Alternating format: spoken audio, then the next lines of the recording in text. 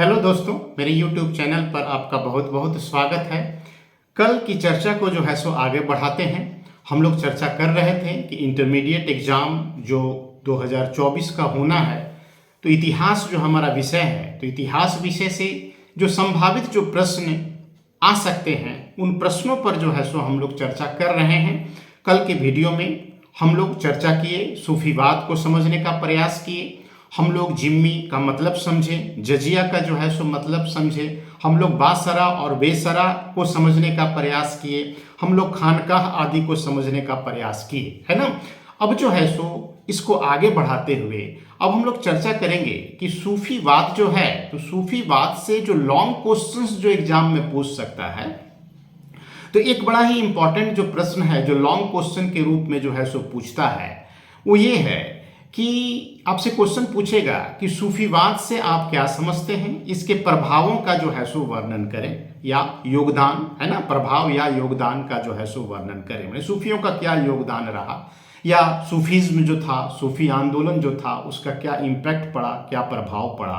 तो इस क्वेश्चंस को जो है सो हम लोग डिस्कस करते हैं। ये बड़ा ही इंपॉर्टेंट क्वेश्चंस है, लेकिन अगर हम लोग इस क्वेश्चंस को जेपीएससी यूपीएससी जैसे एग्जाम में अगर देखते हैं तो वहाँ पर हमारे उत्तर का अप्रोच थोड़ा सा अलग हो जाता है, थोड़ा सा ज़्यादा स्टैंडर्ड हो जाता है वो। लेकिन चूंकि ये इंटर का एग्ज़ाम है तो यहाँ पर हल्के फुल्के तरीके से इसके इम्पैक्ट को जो है सो हम लोगों को दिखा देना है ना। अगर ये क्वेश्चंस आता है तो आपको क्या स्टैंड लेना है उस पर जो है सो हम बात करते हैं।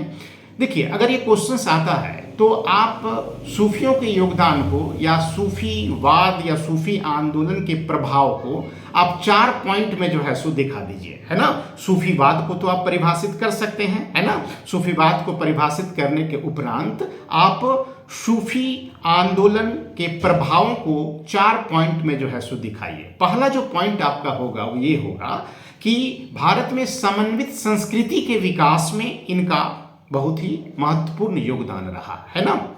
मतलब कि समन्वित संस्कृति का विकास, ये पहला पॉइंट आपका होगा।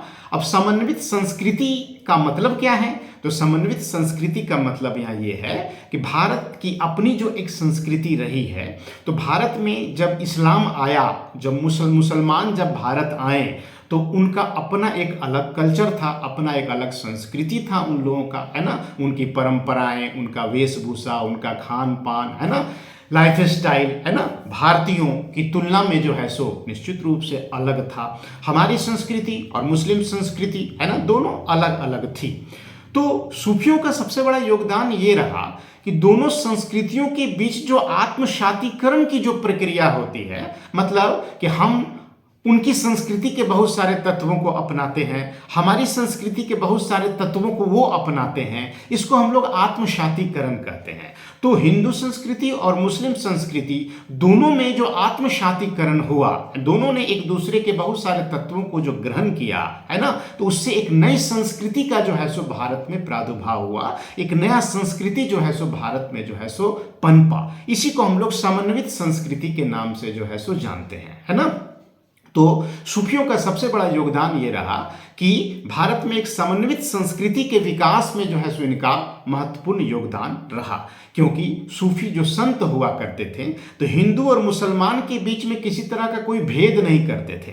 इनका जो दृष्टिकोण था वो मानवतावाद पर जो है सो आधारित था। इनकी दृष्टि में हर आदमी, चाहे वो हिंदू हो या मुसलमान हो या किसी भी दूसरे धर्म का हो, वो जो है सो समान है। सबके कल्याण के लिए, सबके हित के लिए काम करना ही अल्लाह को प्राप्त करने का जो है सो एक साधन है, एक तरीका है। इस प्रकार का सोच था सूफी संतों का। तो भारत में एक समन्वित संस्कृति के विकास में इनकी महत्वपूर्ण जो है सो भूमिका रही, है ना। आप जैसे गौर कीजिएगा कि आज भी कोई हिंदू को अगर आप कहिएगा कि आप मस्जिद जाइए, है ना, तो वो शायद मस्जिद जाना पसंद नहीं करेगा। लेकिन अगर उस हिंदू को आप कहिए कि भाई आप एक दरगाह में जाकर के चादर चढ़ाइए, तो वो निश्चित रूप से जो है सो उसमें हिचकिचाएगा नहीं, वो आराम से दरगाह में जाकर के जो है सो चादर चढ़ा देगा, है ना।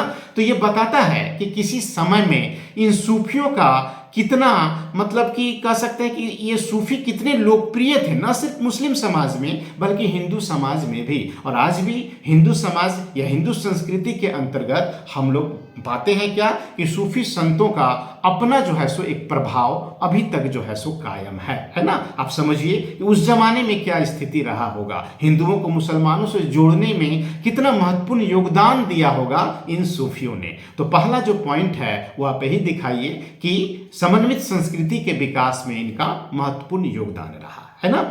दूसरा जो पॉइंट होगा वो है संगीत के विकास में इनका जो है सो योगदान है ना। दूसरा जो पॉइंट आप दिखाइए कि संगीत के क्षेत्र में है ना इनका महत्वपूर्ण जो है सो योगदान रहा, क्योंकि हम लोग पाते हैं कि ये जो सूफी लोग थे तो खास करके चिश्ती जो सिलसिला था, तो ये लोग संगीत के को इन्होंने भक्ति का जो है सो आधार बनाया। चिश्ती जो खानका हुआ करते थे वहां पर जो सूफी संत होते थे वो अपने शिष्यों के साथ जो है सो समा आयोजित करते थे, है ना। समा एक प्रकार का संगीत समारोह को कहते हैं, है ना। तो समा का आयोजन जो है वो नियमित रूप से जो है सो सूफी खानकाहों में, खास करके चिश्ती खानकाहों में जो है सो हुआ करता था, है ना। तो लगातार समा के आयोजन से हम लोग पाते हैं कि कई प्रकार के रागों का जो है सो विकास हुआ। हम लोग पाते हैं कि अमीर खुसरो एक प्रमुख सूफी संत भी थे, एक बड़े साहित्यकार के साथ साथ ये सूफी संत भी थे, है ना। तो अमीर खुसरो के प्रयासों से बहुत सारे रागों का जो है सो विकास हुआ, बहुत सारे वाद्य यंत्रों का जो है सो विकास हुआ। और सबसे बढ़कर हम लोग पाते हैं क्या कि गजल और कव्वाली आदि को जो है सो हम लोग देखते हैं, तो गजल और कव्वाली का जो विकास हुआ वो निश्चित रूप से चिश्ती खानकाहों से ही हुआ, समा के आयोजन से ही हुआ। तो संगीत के क्षेत्र में हम लोग पाते हैं कि सूफियों का योगदान बड़ा ही महत्वपूर्ण रहा। ये दूसरे पॉइंट के रूप में जो है सो आप दिखा सकते हैं। तीसरा जो पॉइंट आप दिखा सकते हैं वो ये है कि भाषा और साहित्य के विकास में जो है सो इनका महत्वपूर्ण योगदान रहा, है ना। हम लोग पाते हैं कि मुसलमान जब भारत आए या सूफी लोग जब भारत आए तो उनको एक संपर्क भाषा की जो है सो आवश्यकता थी, ताकि अपने विचारों को जो है सो ये भारत के जन जन तक जो है सो पहुंचा सके। तो हम लोग पाते हैं निजामी महोदय कहते हैं कि उर्दू भाषा का विकास जो हुआ वो सूफी खानकाहों से ही हुआ, है ना। मतलब कि उर्दू का विकास में सूफियों का जो है सो महत्वपूर्ण योगदान रहा, और खास करके अमीर खुसरो का जो है सो महत्वपूर्ण योगदान रहा। अरबी फारसी के साथ साथ बहुत सारे भारतीय भाषाओं के शब्द भी हम लोग उर्दू भाषा में देखते हैं। तो उर्दू के विकास में जो है सो सूफियों की महत्वपूर्ण भूमिका मानी जाती है। साथ ही साथ बहुत सारी क्षेत्रीय भाषाओं का भी विकास जो भारत में हुआ, जैसे पंजाबी भाषा, गुजराती भाषा, इस प्रकार का बहुत सारा क्षेत्रीय जो भाषा का विकास जो हुआ उसमें भी सूफियों की जो है सो महत्वपूर्ण भूमिका रही, क्योंकि विभिन्न क्षेत्रों में जो अलग अलग सूफी सिलसिले हुआ करते थे वहां से जुड़े हुए सूफी संतों ने क्षेत्रीय भाषाओं के विकास में अपना महत्वपूर्ण योगदान दिया, है ना। तो भाषा और साहित्य के विकास में भी जो है सो इनका अपना एक विशेष योगदान माना जाता है ना। चौथा पॉइंट के रूप में जो है सो आप दिखा सकते हैं कि शासक जो वर्ग था, चाहे वो सल्तनत काल रहा हो या फिर मुगल काल रहा हो, तो शासकों के दृष्टिकोण में भी जो है सो हम लोग देखते हैं कि शासकों के दृष्टिकोण को बदलने में भी जो है सो सूफियों की प्रमुख भूमिका रही थी। उनके दृष्टिकोण में परिवर्तन लाने में भी सूफियों की जो है सो प्रमुख भूमिका रही थी। अब तक जो है सो यही माना जाता था कि भारतीय जो एक बहुत बड़ा जो भारत में जो हिंदू लोग जो रहते थे, तो इनका ये मानना था कि ये लोग जो है मुसलमानों को एक हिंसक, है ना, एक आक्रमणकारी के रूप में जो है सो देखते चले आए थे, एक बर्बर आक्रमणकारी के रूप में जो है सो इनको देखते चले आए थे। वो तो सूफियों का ही योगदान रहा कि उन्होंने लोगों को ये समझाया कि भाई मुसलमान धर्म या इस्लाम धर्म जो है वो बर्बर और हिंसक नहीं है, बल्कि ये मानवतावाद पर जो है सो आधारित है। तो हिंदुओं को बड़ी संख्या में जो मुस्लिम संस्कृति से जोड़ने का जो इन्होंने जो प्रयास किया, तो भारतीयों के मन में भी जो है सो इस्लाम के प्रति एक अच्छी छवि जो है सो निर्मित हुई, है ना।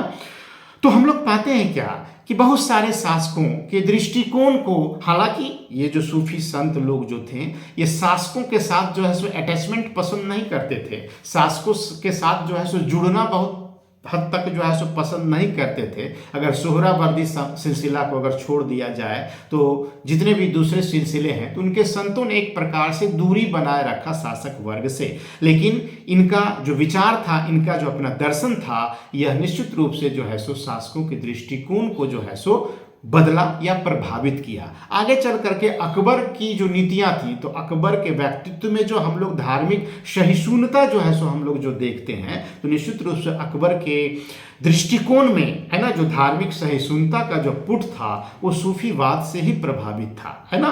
तो एक प्रकार से हम लोग ये मान सकते हैं कि सूफियों ने शासकों के दृष्टिकोण को बदलने में या परिवर्तित करने में भी अपनी भूमिका का जो है सो निर्वहन किया। ये भी एक पॉइंट के रूप में आप दिखा सकते हैं, है ना। फिर अंतिम पॉइंट जो है सो आप दिखा सकते हैं कि मुस्लिम समाज को भी सूफियों ने जो है सो अपने ढंग से प्रभावित किया, क्योंकि समय के साथ इस्लाम संस्कृति या मुस्लिम शासन जब भारत में स्टार्ट हुआ और जब उसका विकास हुआ, तो समय के साथ साथ जो है सो हम लोग पाते हैं कि मुसलमानों के एक वर्ग में, है ना, जो उच्च वर्ग था मुसलमान समाज का, तो उनमें एक अलग प्रकार का अहंकार, एक विलासिता, भौतिकतावाद के प्रति एक अलग प्रकार का आकर्षण, है ना, इन सब चीज़ों का जो है सो समावेश होता चला गया, है ना। वो भोग और विलास में जो है सो डूबते चले गए, धन के संकेंद्रण पर, धन संग्रह पर जो है सो ये बल देते चले गए, और नैतिकता का जो है सो ह्रास एक प्रकार से जो है सो होने लगा इस वर्ग में। तो इस वर्ग को एक सही रास्ता दिखाने का भी काम, इनमें नैतिक मूल्यों को का समावेश करने में भी सूफियों का जो है सो प्रमुख योगदान माना जाता है। साथ ही साथ मुस्लिम समाज में बहुत सारी सामाजिक जो बुराइयां थी, है ना, जो समय के साथ पनपी, जैसे मुनाफाखोरी हो गया, वैश्यावृत्ति हो गया, शराबखोरी हो गया, या मद्यपान जिसको हम लोग कहते हैं, दास प्रथा, बहुत सारी सामाजिक समस्याएं मुस्लिम समाज में थी। तो इन समस्याओं को भी बहुत हद तक कम करने में सूफी संतों का योगदान माना जाता है ना। या सूफीवाद का जो है सो इम्पैक्ट हम लोग मुस्लिम समाज पर भी जो है सो देखते हैं, है ना।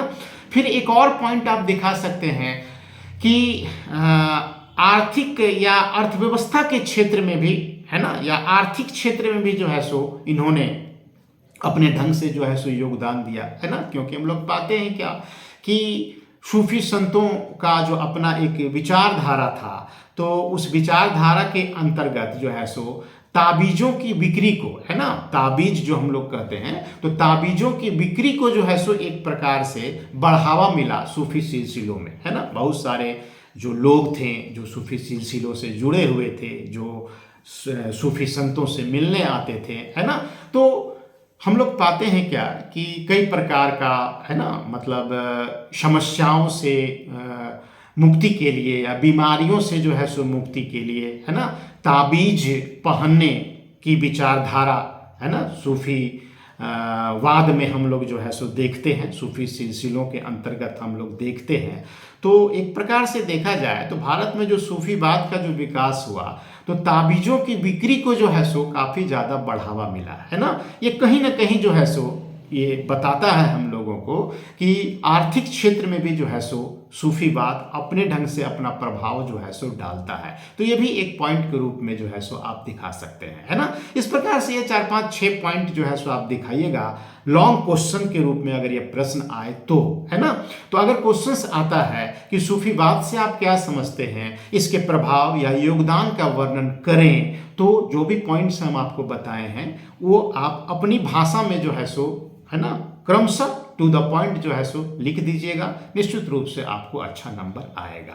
नेक्स्ट वीडियो में हम लोग चर्चा करेंगे कि भक्ति आंदोलन का जो है सो कारण क्या था, और भक्ति आंदोलन से जुड़े हुए कुछ महत्वपूर्ण प्रश्नों पर जो है सो हम लोग चर्चा करेंगे। तो आज इतना ही, नेक्स्ट वीडियो में फिर मिलते हैं। धन्यवाद।